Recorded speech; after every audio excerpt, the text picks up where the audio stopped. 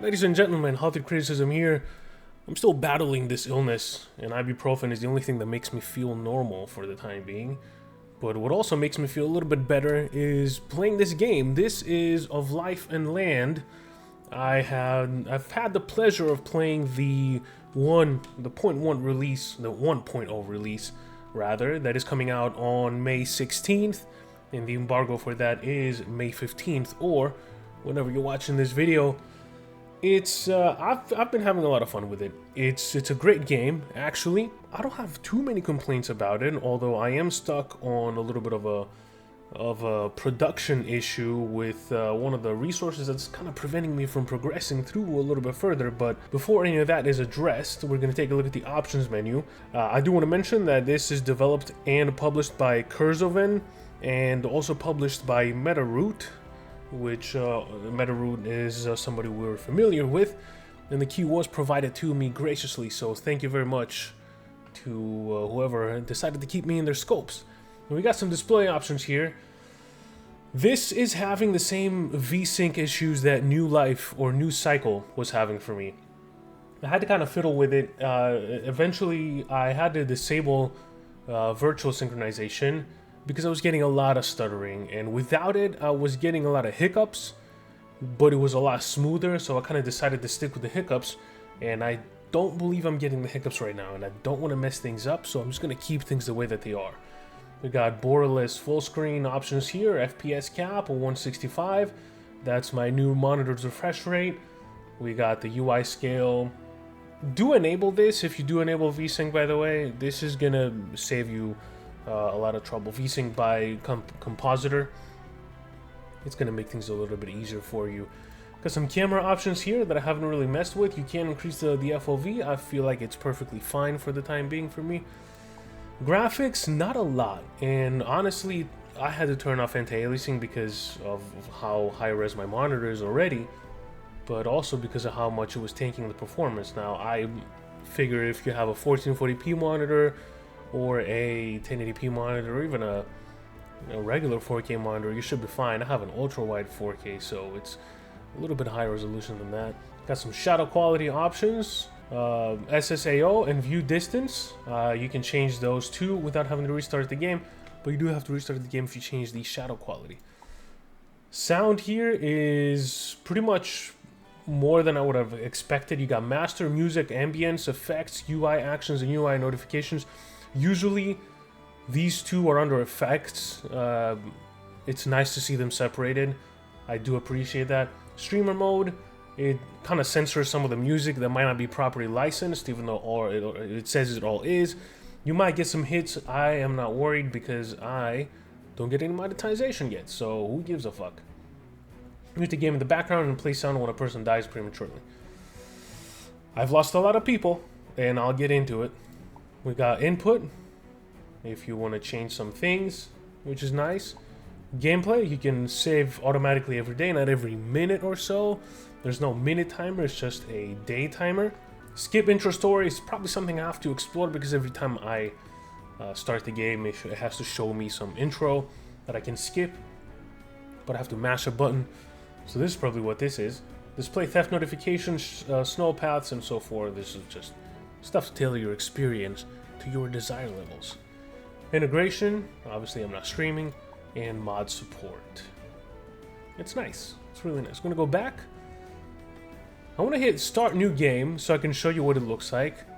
You have the standard one, where it's going to be a balanced map. You have A and B, which is the hills and the lakes. And then Rosanna, you have to start a new game.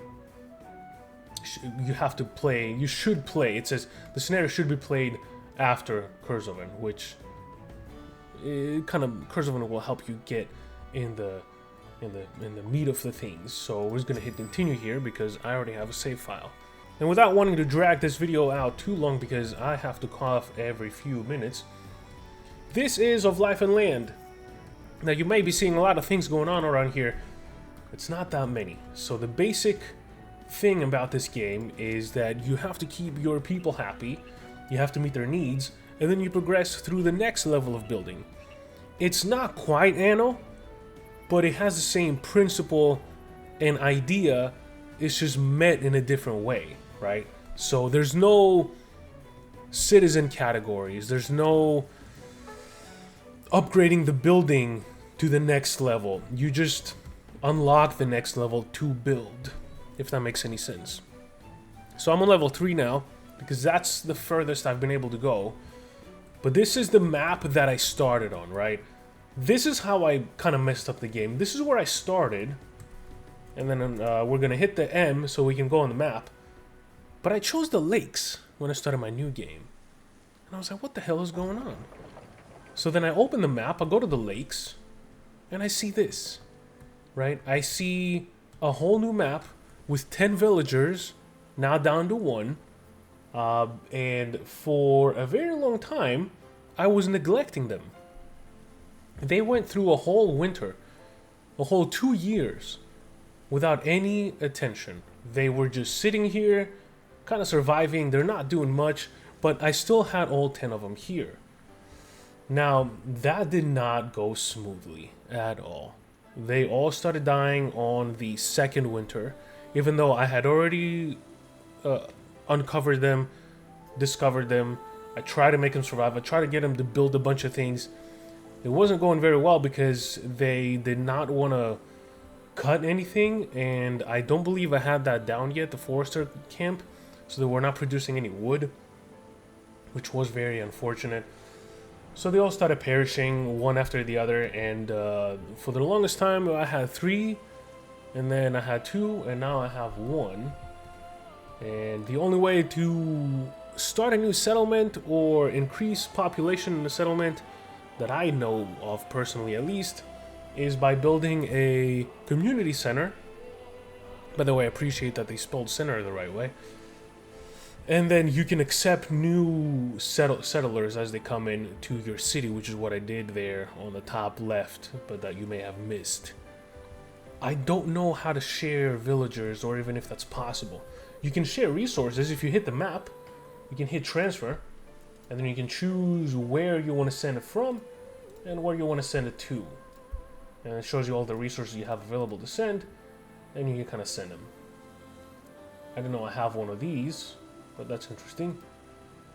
Now I have some furniture. Furniture an easy way to sell in the market and make some gold quickly. But that's a whole other story there. And then these are all the rest of the things that I can send. Now I would need to send almost all the stone that I have, because this needs 32 and 5 rough rags. 32 stones and 5 rough rags. This is a project for another day, obviously. I'm not going to get into it right now. But this is how you send resources from your location to other locations, and then you can actually settle in and start building. The music is fucking amazing. What am I watching? Lion King right now? Holy fuck. This is so great. Now you can do diplomacy with other settlements that you can find. This is another settlement that you cannot settle in because there's somebody there already. In order to uncover them, you have to hit the question mark, and you have to provide the resources that it requires. It says there's 60 planks, which is expensive, and then 16,000 work effort. This one needs practical clothes, and this one needs also practical clothes, which is what kind of has me stuck where I am right now. The diplomacy will unlock more things so that you can progress further with with the other settlements. One of them was right of way, allows travel through their territories to reach distant places. I needed that to unlock this. And then this one requires right of way, which is this one, which is what I have. And then it says allows us to settle on the land. So if I click that, I can settle right here. Let's see, do I want to do it? They demand 50 pottery. You know what? I have plenty of pottery to go around, so we're going to do that. And while we do that, we're going to go back to the unsettlement. That's the name I picked for my settlement. And then I want to point out how much I enjoy the construction, the building menu, right? It shows you what you have coming up. It shows you what you've unlocked. It's very distinct, easy to read categories. And then when you click something, it kind of shows you what it will cost, what it requires to produce, and what it produces, right? So This one doesn't produce anything. This one produces happiness for your people. So that's why the production image is empty. But let's say we go here. This one. This is a gatherer's shack. It says it requires those things. I don't understand really why. Because that's what it produces. I guess it requires them to be around so it can produce them. Interestingly enough. This one, it requires to produce. That makes kind of sense. But let's say we go to this one right here. This is the tailor shop. The building costs are clearly indicated. It requires certain items to produce certain items. Now, it doesn't require all those items to produce those other items. But you kind of get the idea. And this is it right here. Oh no, that's my bakery.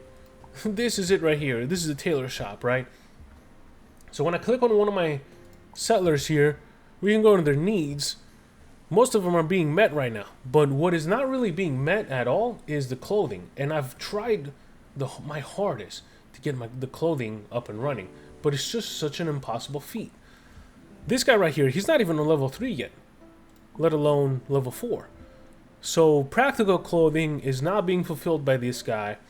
And the faith is not really being fulfilled either, even though I have a shrine over here all the way up there so it doesn't bother anybody. And we go here. In order to produce practical clothes, which is level 2 requirement, you need... In order to produce basic clothes, you need rough rags and you need wool. How do you get wool? You get it by the simple barn, right? I'm housing 3 sheep and eventually I'm going to have a 4th one because I disabled population control because I have so much meat, right? I have 659 meat. I have plenty of food to go around. And then my employees here are going to be gathering. I might just add another one so I can get more wool faster. But all my employees are a little bit overworked, so I don't think anybody's going to be joining there anytime soon. Regardless, I need more wool. And I have 2 farms right here. And none of them are producing me any fucking wool. I don't understand why. I have 2 sheep here. There's going to be a 3rd one here soon. And more than likely a 4th one as well. You have to obviously provide housing for your people. I have my huts here. My house is here.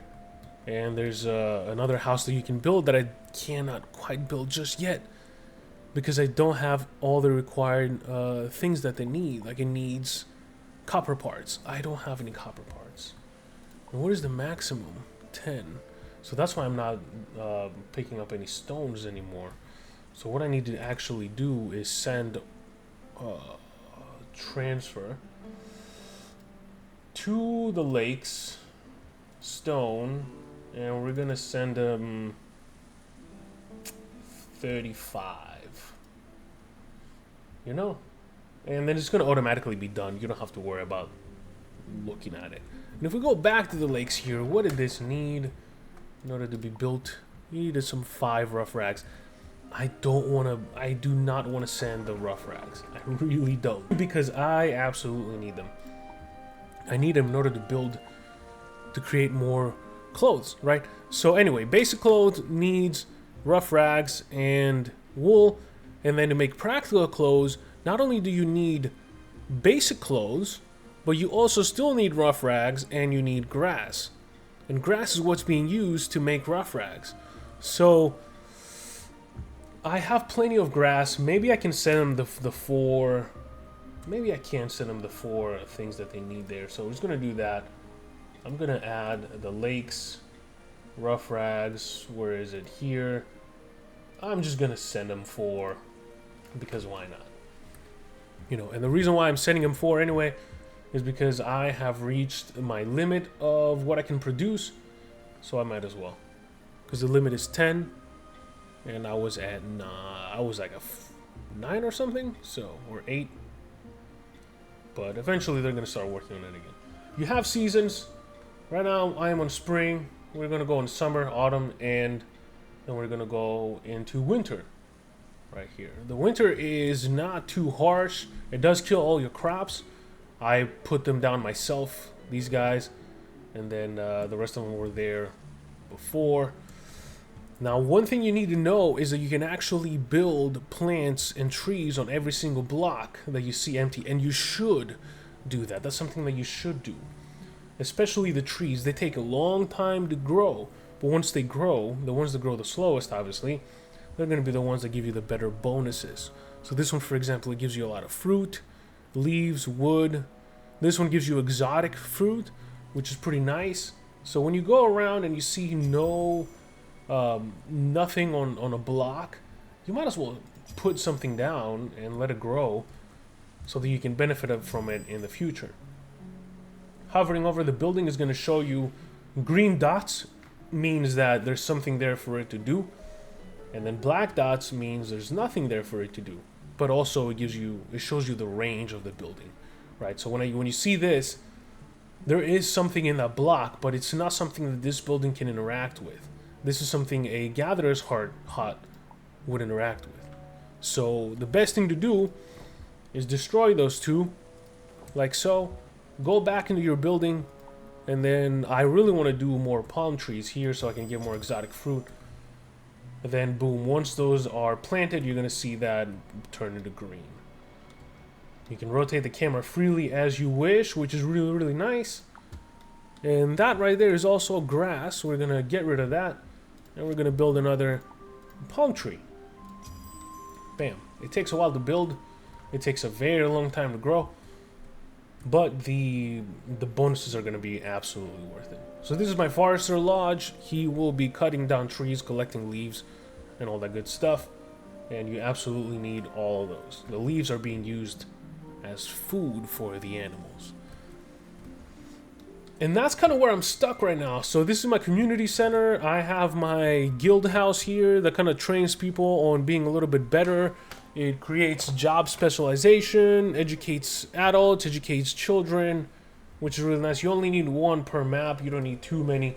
The other thing that's kind of running me back right now is I do have tin, which is nice, but I don't have any copper, so I can make copper ingots, right? So that's what I was looking for to kind of go into another building, another area.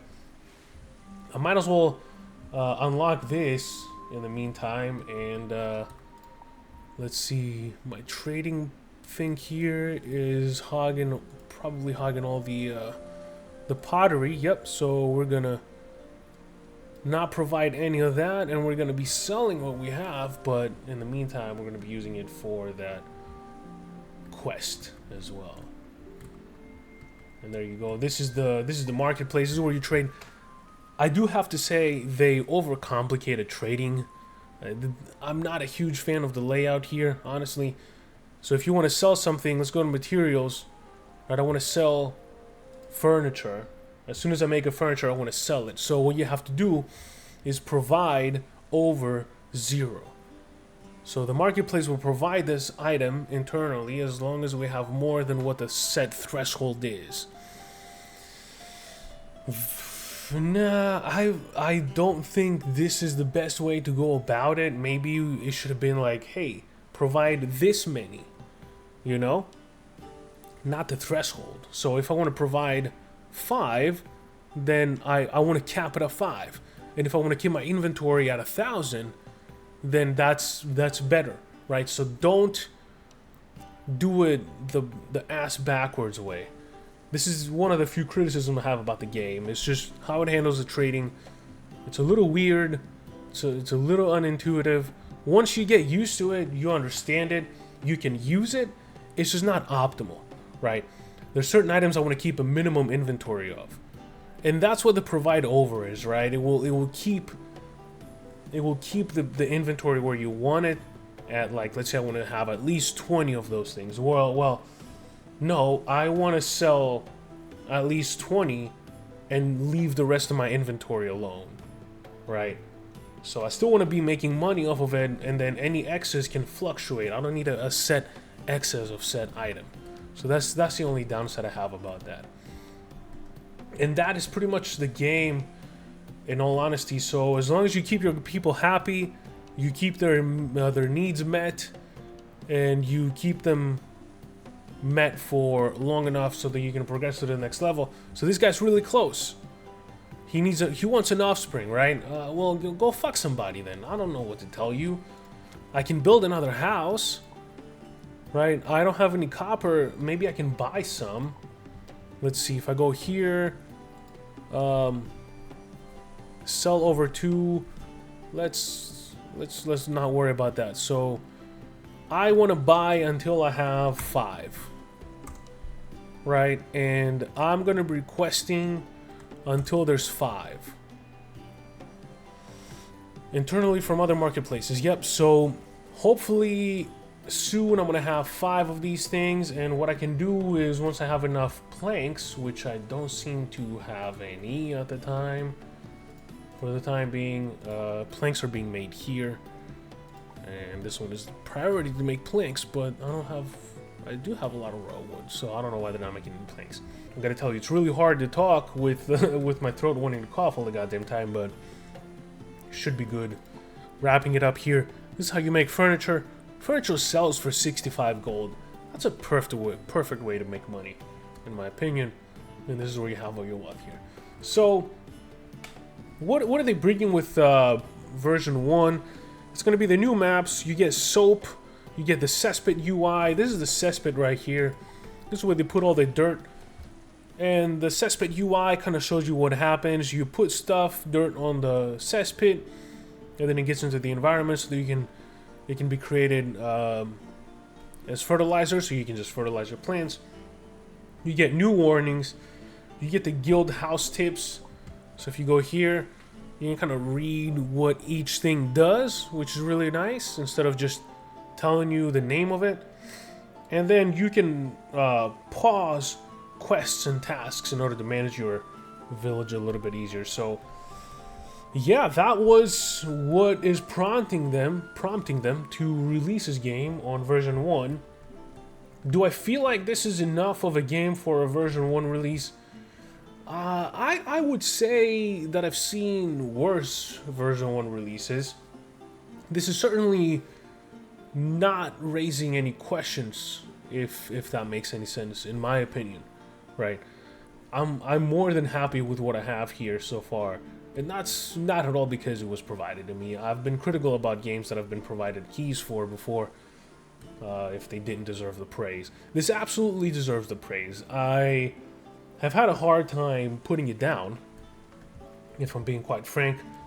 The only issue I have is this fucking thing right here. Just give me some wool, or let me change this. I don't have any leather either, even though I have a hunter here that hunts, but the limit has been reached, so I don't know what else to do, right? He cannot hunt anymore because I have way too much raw meat, which is frustrating, and I don't have any cows in these fucking things. So what do? Just try to kill the sheep and then get some cows in here? But then the sheep give me infinite wool, right? The cows don't. I have to kill the cows in order to get the wool. So I'm kind of a stalemate here. I might have to actually buy some fucking plain clothes so I can make some practical clothes. But then again, I'm gonna have to deal with all these fuckers wanting to give birth to children. But there's no more empty lots. I already have 8 babies and 0 unemployed. I'm actually struggling with employment right now. That's one of the main things that's keeping me from progressing a lot further. So in order to look at the employment, of course, you can click this. It's going to show your population here, the progress. This guy's really fucking close. Giselle, you're really close. Just go get your fucking clothes, man. I don't want to hear it. This guy's at 0. Is there somebody at 1? Wow. This better be a child. Yeah, 16. This guy's 31 years old and still not happy. So I don't know what to do about that. So your employment is here. You're going to see a lot of them will have multiple jobs. These guys don't, from what I can see. You can hire people to have multiple jobs. What is this? The root cellar. And then you can prioritize each job for them. It's best to only have 1 job per person.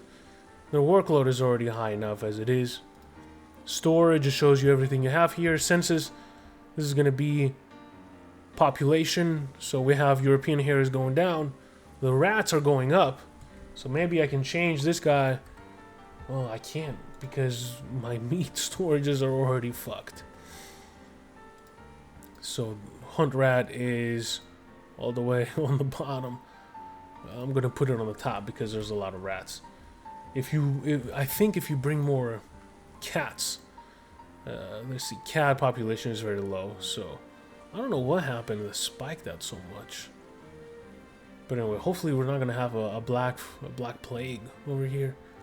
And then we got this building overview here that shows you, where is this? Employees vacant. Of course it is.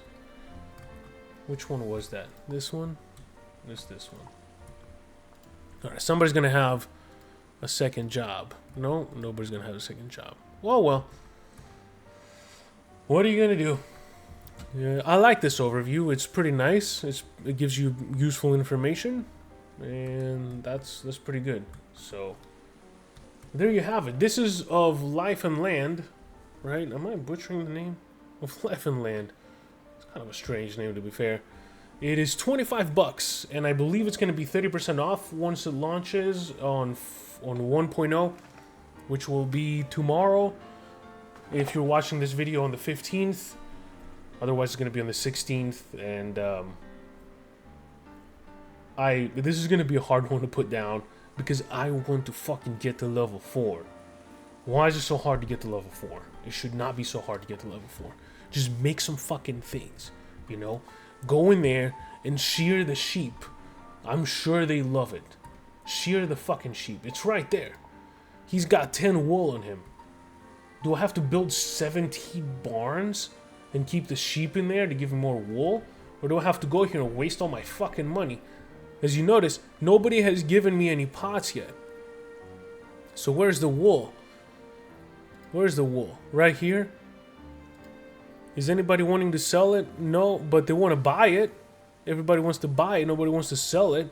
So that's interesting. So I don't know. I don't know what I'm going to do about it. I'm going to figure it out, hopefully. So there you have it. This is of Life and Land. $25, comes out on the 16th on 1.0. Thank you to the publishers for letting me play the 1.0 in advance and getting a taste of this game and what I'm going to be playing for quite some time. So this definitely gets a thumbs up from me. I hope you found this useful. I hope you enjoyed it, and I hope to see you in the next one. Peace.